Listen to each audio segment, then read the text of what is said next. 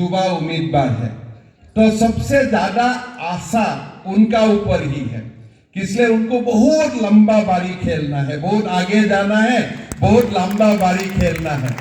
और मेरा विश्वास है कि ये जीआईडीसी हो, ये विरामगाम हो, सारे जो हमारा कॉन्स्टिट्यूएंसी है उनका समस्या भी समाधान होगा। और देखते देखते देखते देखते हमारे ये इलाका बहुत आगे निकल जाएगा। भाइयों और बहनों, एक तो जब चुनाव आते हैं हमें हमारा इलाका का बारे में सोचना है, हमें गुजरात का बारे में सोचना है, हमें देश का बारे में सोचना है। आज गुजरात पूरा देश को नेतृत्व दे रहा है। मैं कहां से आया हूं? मैं असम से आया हूं। असम मां कामाख्या का भूमि होता है और देश का एकदम उत्तर पूर्व प्रांत में होता है। हमें मानता हूं शुरू वहां से ही हमको डेली दिखाई देता है और दिन का शुरुआत उत्तर पूर्व से ही होता है। उत्तर पूर्व में हमारा असम में सबसे बड़ा चाय का प्रोडक्शन होता है। जो आप लोग सुबह चाय पीते हैं सबसे ज्यादा असम से आते हैं। और देश का सबसे दूध कहां बनता है? देश का सबसे ज्यादा दूध गुजरात में होता है। जब चाय और दूध का मिलन होता है तब नरेंद्र मोदी होता है। नरेंद्र मोदी जी अच्छा चाय बनाता है, देश को एक किया है। आज उत्तर पूर्व का साथ गुजरात, दक्षिण का साथ उत्तर प्रदेश, जैसे चाय और दूध मिला के बढ़िया चाय बनाया जाते हैं, ऐसे प्रधानमंत्री होने का बाद नरेंद्र मोदी देश को एक नव निर्माण कर रहा है। थोड़ी देर पहले अहमदाबाद से मेरा सांबादिक लोगों से वार्ता हुआ था, तो मैंने एक बात बोल रहा था कि देश का जब स्वाधीन हुआ उस समय देश का पहला गृह मंत्री सरदार वल्लभ भाई पटेल था। समय उनको बहुत ज्यादा नहीं मिला, लेकिन एक ही साल में वो पूरा देश को एक अखंड भारत का हिसाब में जोड़ा। हैदराबाद में निजाम था, निजाम का राजाकार को उन्होंने दमन किया। ऐसे जितना छोटे छोटे प्रदेश था, राजा था, सबको मिला के एक महान भारत का निर्माण किया। आज अगर आप मोदी जी को देखते हैं, अगर भूगोल का हिसाब से सरदार वल्लभ भाई पटेल ने भारत को निर्माण किया है, वो भारत को एक आत्मा बनाने में आज नरेंद्र मोदी जी काम कर रहा है। हमारा गुजरात में कृष्ण का कर्म भूमि था। कृष्ण ने रुक्मिणी को कहां से विवाह किया था? हमारे उत्तर पूर्व से विवाह किया था।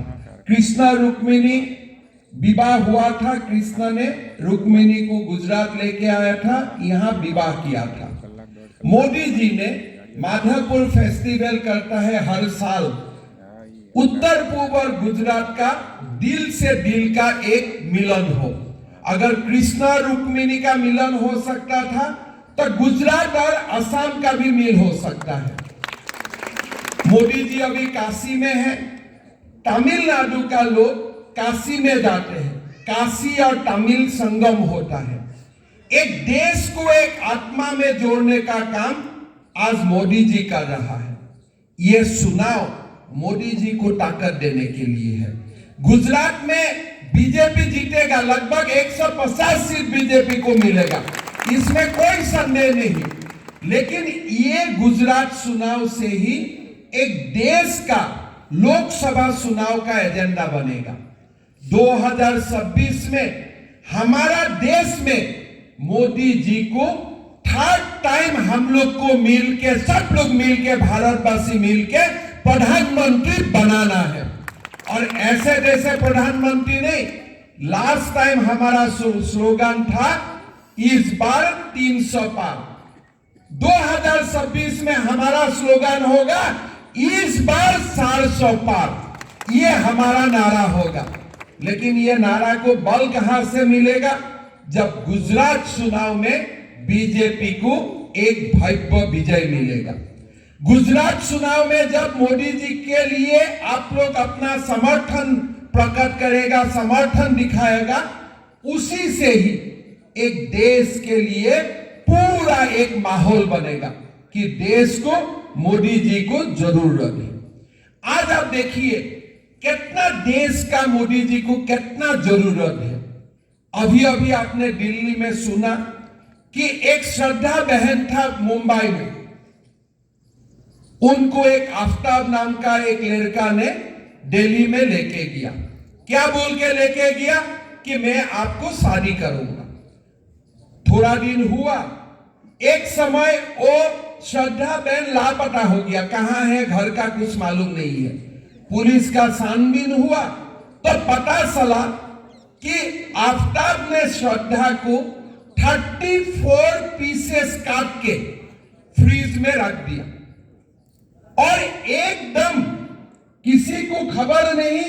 जब वो फ्रीज में श्रद्धा बहन का डेड बॉडी था, 34 पीसेस हो रहा था, इस समय और एक दूसरा लड़की को लाके उन्होंने वही रूम में समय बिताया। आप सोच सकता है आज देश का सिचुएशन कैसा हो रहा है।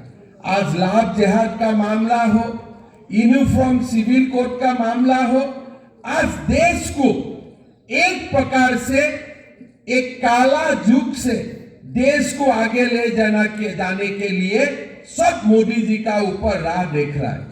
आज गुजरात का सिचुएशन कैसा था 2002 का पहले, दंगा फसाद रायत। आज आप जीआईडीसी देख रहा है। आज सारे गुजरात में आप जो विकास का मॉडल देख रहा है, पहले कैसा था, 2002 का पहले कैसा था। आज वहां में दंगा फसाद, आज वहां में कर्फ्यू, आज वहां में हल्ला गुल्ला, लेकिन आज कुछ भी नहीं है। मोदी जी का नेतृत्व का कारण आज गुजरात में दंगा फसाद नहीं होता है। गुजरात में खाली विकास का राजनीति होता है। सब तरफा आज गुजरात में आज विकास है। इसीलिए भाई और बहनों, हमें मोदी जी का नेतृत्व चाहिए। मैं आप लोगों को यहाँ में बहुत बुजुर्ग लोग हैं, मैं आपको ध्यान दिलाना चाहता हूं 1962 में चाइना भारत में आक्रमण किया। आते आते वो असम तक पहुंच गया। कोई रुकवाने वाला नहीं था कांग्रेस में कि भाई उनको रुका। फिर बाद में चर्चा हुआ कि चाइना कैसे भारत का अंदर आया। तो अब लोगों का ये मालूम हुआ कि चाइना का हेडक्वार्टर से इंडिया बाउंड्री तक आने के लिए खाली 2 घंटा चाहिए। रेलवे है, रास्ता है, सब कुछ है, लेकिन भारत का जो आर्मी हेडक्वार्टर है उनसे सीमा जाने के लिए हमको 2 सप्ताह चाहिए। 2 घंटा में चाइना आ सकता है और 2 सप्ताह लगता है भारत का सेना बॉर्डर में जाने के लिए। ऐसे ही सलाह देश का कोई उन्नति नहीं हुआ, विकास नहीं हुआ।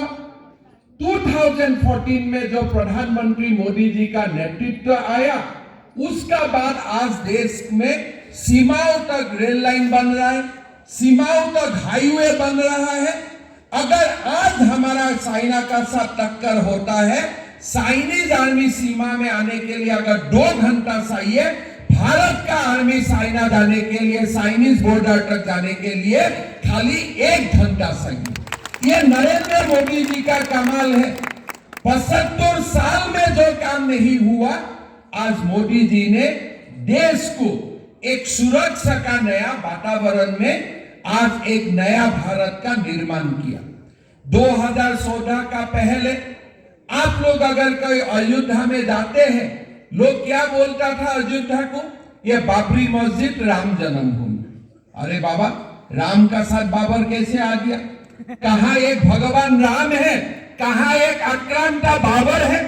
लेकिन नाम लोग ऐसे ही लेता था कि क्या है ये बाबरी मस्जिद राम जन्मभूमि। कोई अगर हिंदू को मिले तो बोलता था ये राम जन्मभूमि बाबरी मस्जिद। लेकिन आज देखिए, मोदी जी शासन में आया, देश को अच्छा से चलाया और आज आप अयोध्या में जाइए, कहां बाबर था, कहां चला गया, किसी को मालूम नहीं है। अभी बोलता है ये राम जन्मभूमि है। 500 साल बाबर ने राम को कब्जा करके रखा था। एक नरेंद्र मोदी को देश को जरूरत था। आज बाबर कहां गायब हो गया, किसी को मालूम नहीं है, किसी को मालूम नहीं था। क्या ये काम कांग्रेस नहीं कर सकता था? कर सकता था, लेकिन कांग्रेस ने निर्णय लिया कि हमें ये काम नहीं करना है। मोदी जी ने निर्णय लिया ये काम करना है, हो गया। जम्मू कश्मीर में आर्टिकल 370 का मसला था। एक ही देश है। गुजरात में आओ तो भारत का संविधान जो अंबेडकर जी ने बनाया, और जम्मू कश्मीर में जाओ तो शेख अब्दुल्ला ने बनाया ऐसा कॉन्स्टिट्यूशन। लोगों में डिमांड था। श्यामा प्रसाद मुखर्जी में कश्मीर में जाके बलिदान दिया कि एक निशान, एक विधान होना चाहिए, एक ही देश होना चाहिए। लेकिन कांग्रेस ने बोला नहीं नहीं भाई, 370 मत हटाओ, देश में दंगा हो जाएगा। आज तो अमित भाई ने 370 हटा दिया। कौन सा दंगा हुआ, कैसा दंगा हुआ, कुछ तो नहीं है। खाली आज एक ही देखता है, सब लोग जम्मू कश्मीर में टूरिज्म के लिए जा रहा है, कोई दंगा फसाद नहीं है, जम्मू कश्मीर भी शांति हो गया। ये काम पहले कांग्रेस ने क्यों नहीं किया? आज कांग्रेस ने देश को दुबला किया। आपका संसद में आके पाकिस्तान हमला करता है, 26/11 होता है, आप पाकिस्तान को जवाब नहीं देते हो। आज मोदी जी का दिन में पठानकोट में 2 हमला हुआ, हमने पाकिस्तान में 10 हमला कर दिया, झमेला खत्म हो गया। अभी तो कोई यहां में संतरासवाद नहीं है। आज पाकिस्तान भी जानते हैं कि अगर भारत में 2 हमला होता है, पाकिस्तान में 10 धमाका होगा, कम से कम 10 गुना ज्यादा होगा, कम नहीं होगा। आज ये भी लोगों को मालूम है। गुजरात में अक्षरधाम मंदिर में हमला हुआ था, भारत का संसद में हमला हुआ था, मुंबई में 26/11 हुआ था, लेकिन आज क्यों नहीं होता है? आज भी तो यही भारत है, सीमा का उस पार तो आज भी पाकिस्तान है, लेकिन आज क्यों नहीं होता है? कारण लोगों को मालूम है कि आज भारत का प्रधानमंत्री नरेंद्र मोदी है, भारत का प्रधानमंत्री डॉक्टर मनमोहन सिंह नहीं है। आज भारत का कोई गांधी परिवार का शासन नहीं चल रहा है, आज भारत में बीजेपी का शासन चल रहा है। आज भारत में एक भारतीय सरकार चल रहा है।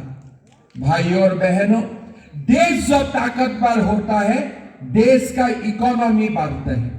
देश में जब सुरक्षा का माहौल होता है, देश में व्यापार होता है, देश में जब चारों ओर कोई संतरासवादी टेररिज्म का बात नहीं होता है, देश में इन्वेस्टमेंट आते हैं।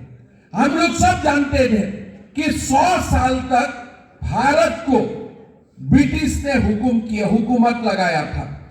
ब्रिटेन से आया और ब्रिटेन का हुकूमत भारत में हुआ, चला गया 1947 में, लेकिन ब्रिटेन का इकोनॉमी भारत से हमेशा बड़ा था।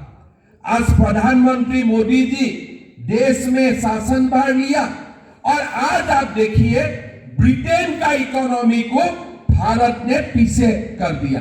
आज भारत का इकोनॉमी ब्रिटेन से भी बड़ा हो गया। अभी मोदी जी का सपना है कि हमारा जो स्वाधीनता का अमृत काल का समय में ही भारत विश्व गुरु बने, भारत का इकोनॉमी 5 ट्रिलियन का हो जाए, भारत का इकोनॉमी अमेरिका और चाइना से भी जबरदस्त इकोनॉमी बने। ये नया भारत का सपना लेके हम लोग आज आगे बढ़ा। आज भारत में खुशहाली है। आज भारत का economy one of the best economy है।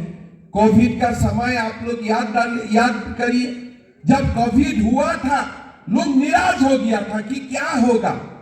सारे का मन में एक डर सा भावना था कि कोविड हो गया, कहां भारत को वैक्सीन मिलेगा, हमारा कब लॉकडाउन खुलेगा, कैसे देश चलेगा। जो लोग का अपना बिजनेस था, वो लोग का मन में ये था कि हमारा जीवन भी असुरक्षित हो गया और हमारा इनकम भी बंद हो गया, क्या करो कहा जाए। लोगों का मन में, कोई लोगों का यह सपना में भी ये नहीं था कि भारत में कोविड का खिलाफ वैक्सीन बन सकता है। जब वैक्सीन बना, आप लोग थोड़ा सा याद कीजिए, जब वैक्सीन बना तो राहुल गांधी ने क्या बोला था, कांग्रेस लोगों ने क्या बोला था, भाई वो वैक्सीन मत लीजिए, वो वैक्सीन लेने से आपका गड़बड़ी हो जाएगा। लेकिन जब मोदी जी ने खुद वैक्सीन लिया, उसका बाद चुपचाप कांग्रेस लोग लाइन में खड़ा होके अपना वैक्सीन पहले लिया, बीजेपी लोग बाद में वैक्सीन लिया। कितना ये लोग देश का साथ कितना गद्दारी करता है। जब पाकिस्तान में हमला होता है तो कांग्रेस आर्मी को पूछता है सबूत दो। अरे हमने कभी आपसे कुछ सबूत मांगा है क्या? आप बार बार बोलते हो सबूत दो सबूत दो। आर्मी से आपको क्यों सबूत मांगना है? आपने आज भारत का सेना का भी अपमान करता है, भारत का विज्ञानी का भी अपमान करता है और पूरा देश में एक अशांति फैलाने का आप काम करते हो। भाइयों और बहनों, आज हमारा देश सुरक्षित है, आज हमारा देश बहुत आगे निकल चुका है। आज देश जब सुरक्षित होता है, देश का इकोनॉमी आगे जाते हैं। देश का जब इकोनॉमी आगे जाते हैं तो खुशहाली आते हैं। आज आपका जीआईडीसी का कैंपस में मैं आया हूं। अब आज हार्दिक भाई जब विधायक बन जाएगा, अब 2 साल के बाद मैं अगर यहाँ आऊं तो इसका चेहरा पूरा खुशहाली का बड़ा चेहरा बनेगा। इसलिए हार्दिक भाई और मोदी जी का डबल इंजन ये विरामगंज का डेवलपमेंट के लिए काम करेगा। पहले यहाँ में कांग्रेस का विधायक था, मोदी जी दिल्ली में था और हमारा मुख्यमंत्री गुजरात में था। लेकिन आज ये चुनाव का बाद आप लोग को 3 इंजन मिल जाएगा। एक हार्दिक भाई का इंजन मिल जाएगा, एक भूपेंद्र भाई का इंजन मिल जाएगा, एक नरेंद्र मोदी जी का इंजन मिल जाएगा। एक ही इंजन का ट्रेन कितना स्पीड चलता है, सुपर फास्ट, और 3 इंजन एक हो जाने से ये विरामगंज का एक्सप्रेस कितना स्पीड में चलेगा आप लोग कल्पना भी नहीं कर पाएगा। 5 साल का बाद अगर हम कभी यहाँ में आए तो हम देखेगा कि ये अभी रूरल अहमदाबाद नहीं, ये सेंट्रल अहमदाबाद बन चुका है। ये पोजीशन खाली 5 साल में ही हो जाएगा। हार्दिक जी में बहुत जूझ है, हार्दिक जी ने बहुत अपना एक नाम कमाया, उनका एक जोश है, उनका मन में कुछ करने का एक बहुत बड़ा जोश है। यही जोश मोदी जी का साथ जब शामिल हो जाता है तो एक बहुत बड़ा शक्ति बन जाते हैं। यही शक्ति आप लोग का डेवलपमेंट के लिए काम करेगा, आप लोगों का विकास के लिए काम करेगा। तो इसलिए सब लोग 5 तारीख कमल का सीन में वोट दीजिए और एक नया वीरांगन का नया इतिहास का आप लोग निर्माण कीजिए। यही मेरा आप लोग से निवेदन होगा। 2 सब बोल के मेरा बात को मैं विराम देता हूं। मैं गुवाहाटी में भी जब यहाँ में आया, मैं 2 साल को पूछा वीरांगन में क्या है, बोले नहीं हार्दिक भाई तो आराम से जीतेगा। ठीक है, आराम से जीतेगा, लेकिन आप लोग वोट देने नहीं जाएगा तो जीतेगा क्या? जब लोगों का मन में हमारा प्रॉब्लम कहाँ आता है, एक बार जब हमारा दिमाग में आ जाते हैं कि वो तो जीत रहा है, तब हम वोट देने नहीं जाता हूं।